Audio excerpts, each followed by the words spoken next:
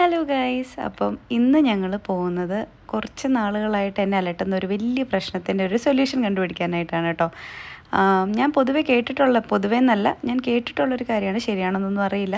Pregnancy ടൈമിൽ ചിലപ്പോഴൊക്കെ നമുക്ക് കണ്ണിന് കാഴ്ചയ്ക്കൊക്കെ ചെറിയ പ്രശ്നങ്ങളും മങ്ങലുകളും ഒക്കെ വരും എന്ന് കേട്ടിട്ടുണ്ട്. അപ്പം അത് പ്രഗ്നൻസി കഴിഞ്ഞ് ഡെലിവറി കഴിഞ്ഞിട്ടും എനിക്ക് അങ്ങനെ തന്നെ കോൺസ്റ്റൻ്റ് ആയിട്ട് നിൽക്കുന്നത് കൊണ്ടാണ് ഇതുവരെ കണ്ണാടി പോലും വെക്കാത്ത ഞാൻ ഒരു ഹോസ്പിറ്റലിലേക്ക് പോകുന്നത് കേട്ടോ. നമ്മുടെ വീടിൻ്റെ തൊട്ടടുത്ത് തന്നെയുള്ള ശ്രീധര്യത്തിലേക്കാണ് ഞങ്ങൾ പോകുന്നത്.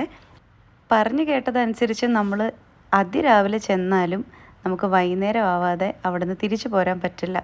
അതുപോലെ തിരക്കുള്ളൊരു ഹോസ്പിറ്റലാണ് ശ്രീധരിയം.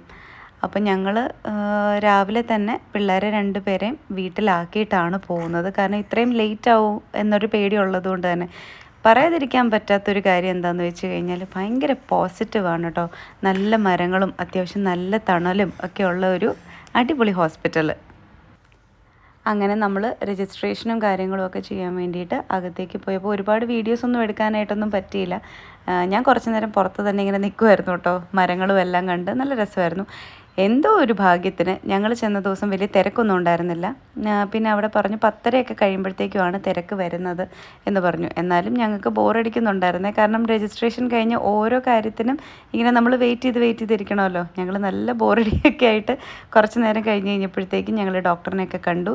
കണ്ണിന് നല്ല പണി കിട്ടിയിട്ടുണ്ട് ഗൈസ്. അപ്പോൾ കണ്ണാടി വെക്കാതെ പറ്റില്ല. അപ്പോൾ ഒരു ലോഡ് മരുന്നുകളും എനിക്ക് തന്നിട്ടുണ്ട്. അങ്ങനെ ഞങ്ങൾ തൊടുപുഴയിലുള്ള ലെൻസ് കാർട്ടിലാണ് പിന്നെ കണ്ണാടി നോക്കാനായിട്ട് വന്നത്. അങ്ങനെ ഞങ്ങൾ കണ്ണാടിയൊക്കെ സെലക്ട് ചെയ്തു. ഇങ്ങനെ 3-4 എണ്ണം വെച്ച് നോക്കിക്കഴിഞ്ഞിട്ട് എനിക്ക് കുറച്ച് കംഫർട്ടബിളായിട്ട് തോന്നിയ 2-3 ഗ്ലാസ്സസ് ഞാൻ വെച്ചു. അങ്ങനെ നമ്മൾ കണ്ണാടിയെല്ലാം സെലക്ട് ചെയ്തു കേട്ടോ.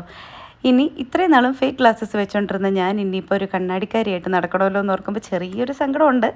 എന്നാലും സാരമില്ല, എനിക്ക് കണ്ണാടി വയ്ക്കുന്നത് ഇഷ്ടമായതുകൊണ്ട് പ്രശ്നമില്ല. എന്തായാലും നോക്കാം അല്ലേ? ചേരുന്നുണ്ടോ?